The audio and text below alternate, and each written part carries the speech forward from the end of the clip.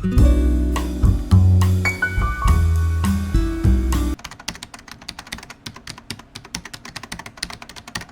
Viewers, welcome to my new another video. আজকের ভিডিওটিতে আমি আপনাদেরকে এমন কিছু টিপস শেয়ার করব যে টিপসটির মাধ্যমে আপনারা এক ক্লিকে যতগুলো কালার রয়েছে সবগুলো পরিবর্তন করতে পারবেন। সেজন্য আপনাদেরকে যেটা করতে হবে, আমরা প্রথমে অ্যাডস অনে যাব। অ্যাডস অন থেকে আমরা যে কালার সব অপশনটি দেখতে পাচ্ছি এটা আমরা ক্লিক করে নেব এবং এখান থেকে আমরা যে ড্রয়িংটা আমরা কালার পরিবর্তন করব সেটা সিলেক্ট করে এন্টার দিব। এখানে দেখতে পাচ্ছেন আমার পুরো ড্রয়িং এর যতগুলো কালার রয়েছে এখানে অটোমেটিক চলে এসেছে। এখান থেকে আমরা আমাদের প্রয়োজন মতো আমরা কালার খুব সহজে পরিবর্তন করতে পারি।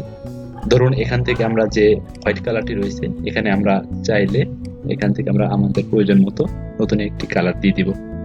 ধরুন এখান থেকে আমরা এই কালারটি দিয়ে দিব এবং এখানে যে আমরা এই কালারটি দেখতে পাচ্ছি এখান থেকে আমরা অন্য একটি কালার দিতে পারি, অথবা আমরা অল সিলেক্ট করে আমরা সবগুলো একটা কালার পরিবর্তন করে দিতে পারি, একটা কালারই দিতে পারি। এবার আমরা আরো একটি পরিবর্তন করে দেখাই। এখান থেকে আমরা অন্য একটি কালার পরিবর্তন করে দিলাম। এবার আমরা ওকে দিয়ে বের হয়ে যাব। দেখতে পাচ্ছেন মডিফাই হচ্ছে। ভিউয়ার্স, দেখতে পেলেন আমার কালার অটোমেটিক ভাবে পরিবর্তন হয়ে গেছে খুব সহজেই, জাস্ট শুধু একটা ক্লিক।